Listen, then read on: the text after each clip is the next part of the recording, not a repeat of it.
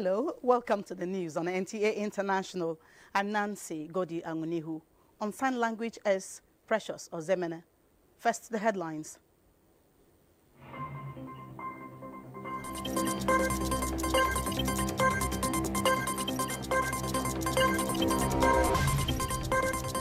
Senate commends President Tinubu's directive for establishment of forest guards to curb rising insecurity.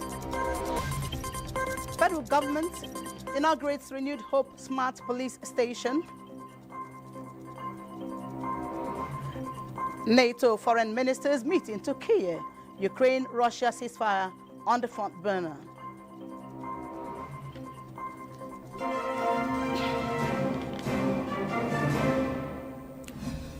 Nations have commended Nigeria for successful hosting of the Rabat process and have expressed commitment to drive migration policies for sustainable development in their respective countries. This was during the closing ceremony of the first thematic meeting in Abuja. The report. It is the last day of the thematic meeting of the Rabat process, as participating countries reached a consensus on promoting youth inclusion and migration governance. For these key players, recognizing the contributions of youths for sustainable development with a focus on exploring youth-specific migration pathways in the aspects of education and innovation in countries of origin needs consideration. The future we seek requires bold partnership. Let us move from conversation to coordination, from policy to practice. Let us remind the world that migration, at its best, is a celebration of what we can build across borders. We are committed to championing a youth-centered policies that prioritize skills, mobility, and dignity. We need to move from inclusion to the co-creation of a space of dialogue. And this space of dialogue is the Rabat process.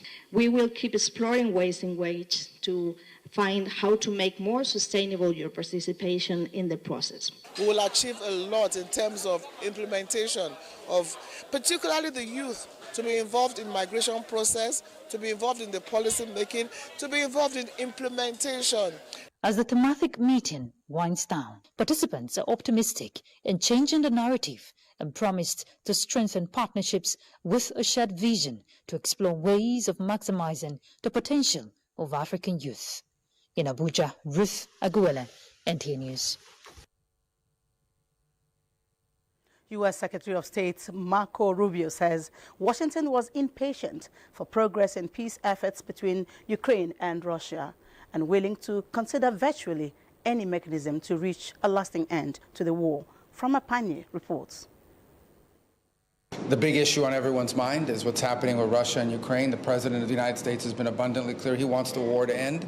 We want to see progress made in that regard, and whatever mechanism is outlined, whatever the process is that needs to happen, I mean, we are open to being constructive and helpful in any way we can to end a conflict. These comments are coming ahead of potential direct talks between Ukraine and Russia to end the war, with U.S. President Donald Trump pressing both sides for results. Rubio said he's open to virtually any mechanism that gets to a just, enduring, and lasting peace, and that is what he wants to see. NATO chief Mark Rutte says he was cautiously optimistic for progress towards peace in Ukraine, but that it was up to Russia to take the next steps necessary. Ukraine is ready to commit to a ceasefire and immediate negotiations. That's absolutely clear. The ball is now clearly in Russia's court. Reports say Russian President Vladimir Putin appears poised to skip talks in Istanbul that is initially proposed and which Ukraine's leader Volodymyr Zelensky agreed to attend in person. Rutte said Russia was sending a lower-level delegation out to Turkey to the peace talks. Despite the hopeful tone from the NATO boss, European foreign ministers were also downbeat on Russia's willingness to make advances. It's hugely important that we recommit to Europe's defences and that we step up alongside our US partners in this challenging geopolitical moment where there are so many pressures across the world and particularly in the Indo-Pacific. Francis Jean-Noel Barrett said the best they can hope for in these technical discussions is a ceasefire, an immediate unconditional ceasefire that will allow for proper peace negotiation. He insisted talks needed to avoid the same traps that caused negotiations to fail back in 2022 and warned that Europe was preparing massive sanctions on Russia's financial and energy sectors if the Kremlin does not make concessions. Frama Pani, NTA News. U.S. President Donald Trump was received in Abu Dhabi on Thursday by President Sheikh Mohammed bin Zayed Al Nahyan. Trump's tour of the Middle East includes Saudi Arabia, Qatar and the UAE. Upon arrival in Abu Dhabi, President Trump met with UAE President Sheikh Mohammed bin Zayed Al Nahyan for high-level talks focused on strengthening bilateral ties. The three have invested trillions in the United States, with discussions set to cover economic partnerships, diplomacy and security and conflict resolution, among many other areas. Reports say UAE Air Force F-16 and Mirage fighter jets provided an honorary escort for U.S. President Donald Trump as he arrived in Abu Dhabi for the final leg of his Gulf tour on Thursday. Trump's regional tour includes visits to Saudi Arabia, Qatar and the United Arab Emirates. Discussions throughout the trip are expected to focus on deepening economic partnerships, enhancing diplomatic cooperation and addressing regional security and conflict resolution. Australia's Prime Minister Anthony Albanese met with Indonesia counterparts on the first international visit since his re-election. Australia's Prime Minister held talks with the Indonesian President Prabowo Subianto on defense cooperation and global trade, describing Jakarta as an indispensable partner. Albanese was sworn in Tuesday after his centre-left Labour Party won an increased majority in Parliament. He said his visit showed the priority Canberra placed on defence and economic ties with Jakarta. Indonesia is an indispensable partner for Australia, he said in opening remarks while meeting with Prabowo and ministers at the Presidential Palace. Australia wants to increase economic ties with Southeast Asia as it seeks to diversify export markets to reduce reliance on China and in response to trade uncertainty caused by U.S. President Donald Trump's tariffs. 2 days after resigning as the head of Côte d'Ivoire's main opposition party, former international banker Tidjane Thiam was re-elected to the post. From Mapai reports. Thiam resigned as leader of the Democratic Party of Ivory Coast, PDCI, on Monday in the fallout from a court barring him from standing in presidential election on October 25. Thiam was the only candidate in the new party ballot and received 99.77% of the 5,190 votes cast at a special Congress, said party vice chairman Georges Ezale. Several dozen supporters applauded outside the party headquarters as the result was announced. Thiam has blamed judicial harassment for the action that saw him effectively rule out of the presidential vote. An Abidjan court struck him off the electoral list last month, saying the 62-year-old had lost Ivorian nationality when he acquired French citizenship in 1987, as presidential candidates are not allowed to hold dual citizenship. Thiam was born in Côte d'Ivoire and renounced his French nationality in March to enable his run for the top job. Thiam, who has not been in Côte d'Ivoire for more than a month, still faces a legal case expected to be heard Thursday against his original election as head of the PDCI in 2023. That case was brought by a party member who also contests Thiam's Ivorian nationality. Ivorian authorities insist that only the courts can change the electoral list. 3 other opposition figures have also been excluded from the presidential race due to convictions, including former President Laurent Gbagbo.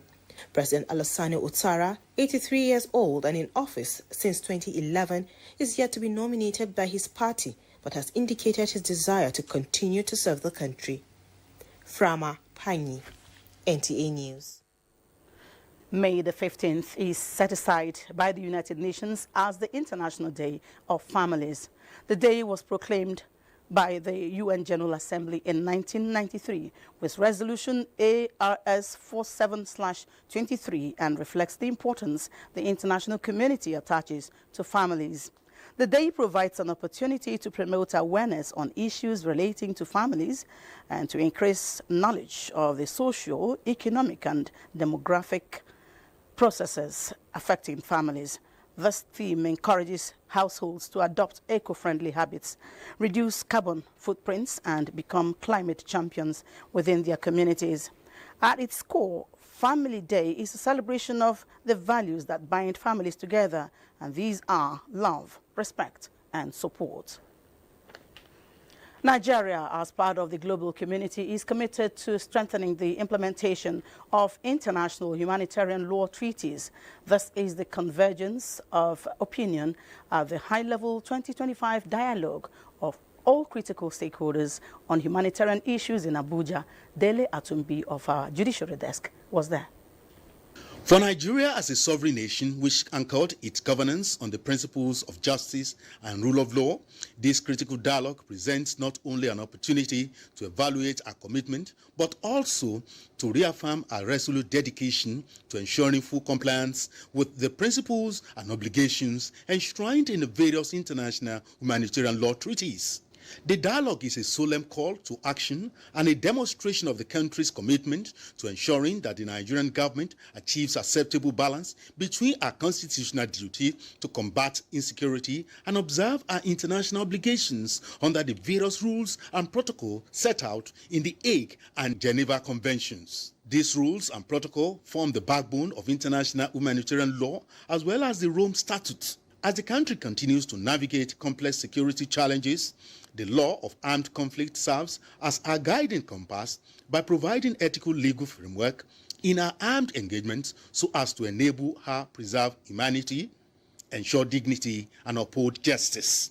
As part of our ongoing reform efforts, I am pleased to report that significant progress has been achieved in the process of domesticating key international instruments. These obligations, domesticated through the Geneva Conventions Act of 1960, remain legally binding and morally compelling. Participants are of the view that Nigeria remains steadfast in our commitment to strengthening legal frameworks and ensuring compliance with international treaties through collaboration between government agencies, humanitarian and civil society organizations.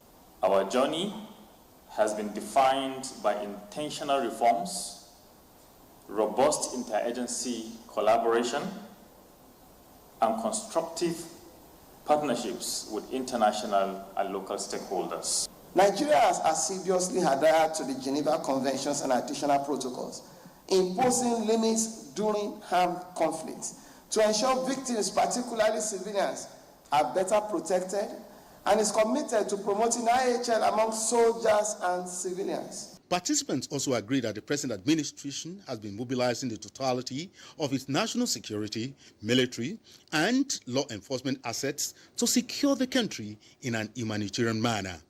In Abuja, Dele Atumbi, NTA News.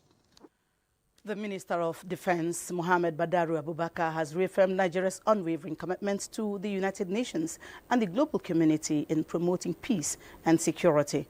The minister reaffirmed this during the high-level plenary of the 2025 United Nations Peacekeeping Ministerial in Berlin. In his address, the minister highlighted Nigeria's active participation in international peacekeeping efforts, noting the country's rotation of the base protection force deployed with the United Nations Interim Security Force in Abuja and the formed police unit at the United Nations Transition Mission in Somalia. He stressed Nigeria's critical leadership role in sub-regional peace initiatives under the auspices of the Economic Community of West African States, ECOWAS, and the African Union, AU, citing Nigeria's significant contributions to peacekeeping missions in Sierra Leone and Liberia, and more recently, engagements in the Gambia and Guinea-Bissau. Senate has commended the recent directive of President Bola Tinubu to the National Assembly, a security advisor, to establish forest guards to curb rising insecurity. Senate also suggested that the Nigeria Forest Security Service Bill, awaiting President's assent, could be amended to accommodate the proposed forest guard. These were some of the adoptions by the Senate, sequel to a motion urging authorities to secure the release of a traditional ruler, Obalohun of Okoloke, James Ogunyada, who was abducted early Thursday morning in Yaba, West Local Government area of Kogi State. Senate also urged the police to investigate the recent attacks on Benue South senatorial districts, during which 13 people lost their lives. Senate has, in the meantime, set up a 20-man committee to organize a summit on national security with Senate leader Opeyemi Bamidele as chairman. Senate has passed for second reading bill to establish National Agency for Malaria Eradication. Malaria eradication is something that I believe strongly will assist Nigeria. And it's a disease of the tropics, but at the same time, if we're able to curb it, it will help to reduce infant mortality, maternal mortality, and help a lot of people to grow to reach old age. It's a major problem in most of the areas, particularly in Africa. You're watching the news on NTA International. Let's take a break. Thank you for staying with us. Now, following United States aid cuts gradually taking its toll on some nations, health watchers in Nigeria want the federal government to prioritize research funding in alternative medicine to advance breakthroughs. Elizabeth Omori reports that this was at a health forum where discussions also focused on mental well-being. Her report. Recognizing the importance of alternative medicine requires proactive, holistic and integrated approaches to promote an effective health system. Experts say alternative medicine practices rely on natural remedies such as herbs, supplements and specific diets. This gathering of erudite scholars in the field of alternative medicine aims to amplify benefits of God's healing power through medicine. Dr. Jofia is a cancer survivor. Every plant is very important. You just cut off any plant, no. Our forefathers, 80, 100 years, they do surgery, they do a lot of things, they cure, but there was no orthodox medicine like now. And what do they use? They use alternative medicine. That the government should support us. The forum also analyzed their holistic approach to alternative medicine, which focuses on emotional and physical well-being. Issues of people breaking down constantly with health issues and things. People associated to, now your village people, now this. No, sometimes it's the state of the mind. When the state of your mind is unhealthy, everything becomes toxic in you. So we need women to once in a while unwind, find time to relax, do that thing that they love doing, and also take care of themselves. They recommend improved funding in alternative medicine research, regular medical checks, and exercise to aid mental health. Elizabeth Omori, NTA News.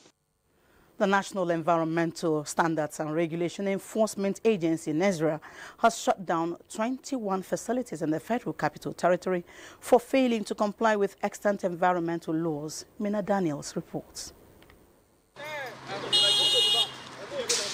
FCT residents may soon enjoy environmental serenity as National Environmental Standards Regulation and Enforcement Agency, NESRA, moves to sanction pollution offenders.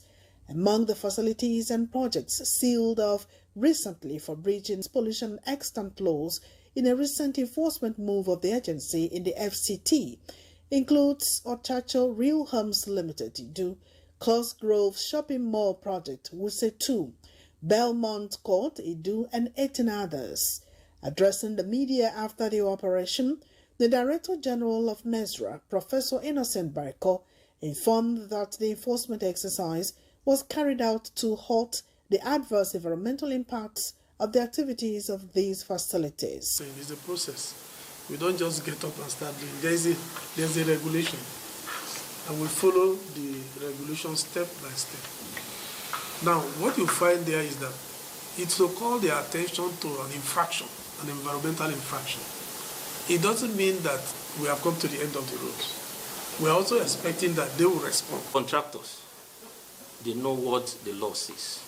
They know issue about EIA Act. It's not something that started today or yesterday. Professor Bariko also stated that the construction sector has continued to deviate from the provisions of the National Environmental Construction Sector Regulations 2011 and the Environmental Impact Assessment Act and called on offenders to desist. The swift enforcement exercise by the agency is a move that has sent signals to potential offenders to make hay while the sun shines. For residents, it's time to sleep with both eyes closed once again. In Abuja, Maynard Daniels, NTA News. The House of Representatives has condemned what it described as the agony that trailed the 2025 Joint Admissions and Matriculations Board examination and resolved to investigate the matter. Ignatius Nkwo has more. Well, that was the motion that came under matter of urgent public importance, and it was the first one.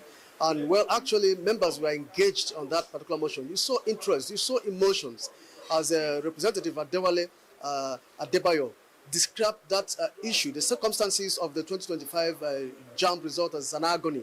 He said that exercise did not just only witness massive failure, but also loss of life, as the House in its entirety made some resolutions, and particularly that there should be establishment of all the exam centers in all the 704 local governments across the states. And then they also resolved to invite the registrar for question and investigation. Now, but I have with me here a member who wants to talk on this particular motion. Thank you for joining us. Now, you saw that motion, you saw feelings, you saw emotions there in the chamber as regards to that 2025 JAMB. Now, what do you think drove that motion in the House? It has been deliberated upon, discussed, and views were presented and discussed.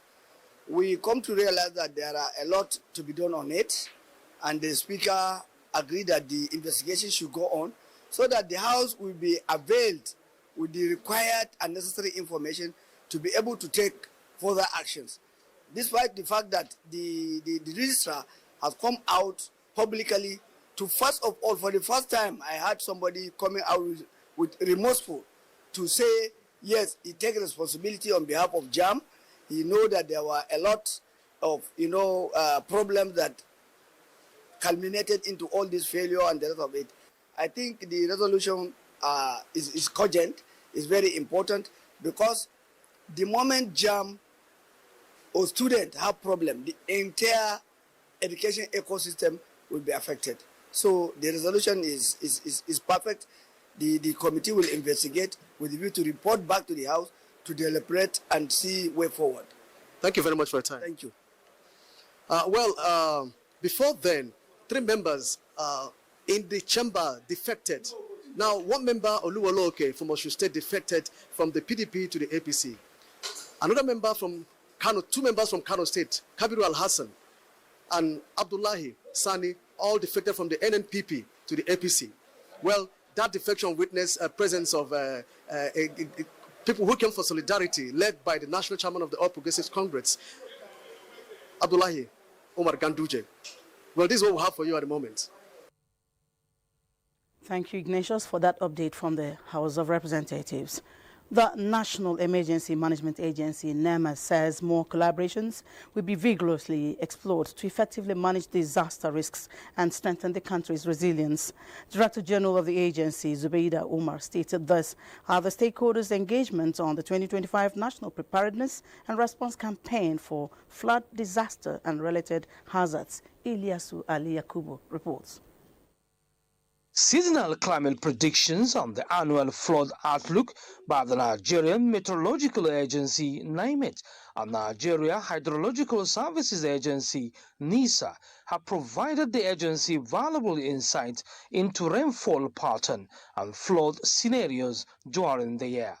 These stakeholders' engagement is poised to deliberate extensively to find lasting solutions to the perennial hazards. The NEMA boss said the agency has developed disaster mitigation strategies which include capacity building of local emergency responders, simulation exercises, rainwater harvesting, adherence to predicted rainfall onset before planting by farmers, irrigation as alternative source of water for agriculture, vaccination of livestock, effective contingency proposition of basic family needs and risk transfer where necessary. I find it necessary to stress that disaster management across the world is predicated on community participation and due consideration to diversity of persons, leaving no one behind. Other speakers suggest that these collaborative meetings must be sustained to give opportunities for frequent appraisal of the situation and identify areas of concern. This campaign is a national call to action. It is a strategic effort to galvanize multiple sectorial collaboration, early warning system, anticipatory action, and community-level preparedness. NEMA has already commenced other mitigation activities such as desilting of drainages and natural waterways, integrity tests for critical infrastructure, as well as evacuation of some residents in the flood-prone areas. In Abuja, Ilyasu Ali Yakubu, NTA News. Members of the All Progressives Congress, APC, comprising serving governors, ministers and National Working Committee of the governing party, have met to review recent developments around the party and governance of the country. The meeting commended the implementation pace of the Renewed Hope agenda and pledged to continue to support ideals of the APC transformative leadership. Correspondent Abubakar Akwanga reports. The elaborate session, which was held closed door for several hours, revealed that APC is making a significant difference in the governance of Nigeria, especially in the management of high-profile foreign debts. Today, Mr. President is being vindicated. Gradually, international organizations like World Bank, IMF, are now beginning to commend the administration of President Bola Ahmed Tinubu for taking bold decisions in embarking on a reform-driven government. The session also reaffirmed support for President Bola Ahmed Tinubu and scored his administration high in the delivery of the Renewed Hope agenda to Nigerians and spoke on May 29 preparations. As we reach our midpoint, it is also important for all of us, the presidential communication team, the national communication team, everyone to come together so that we can look at our messaging and fine-tune it, so that Nigerians can be better informed and enlightened about our activities and programs. And our meeting went well.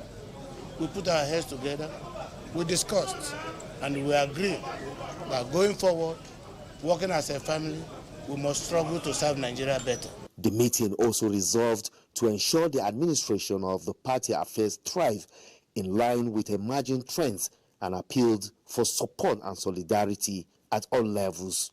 In Abuja, Abubakar Akwanga, NTA News.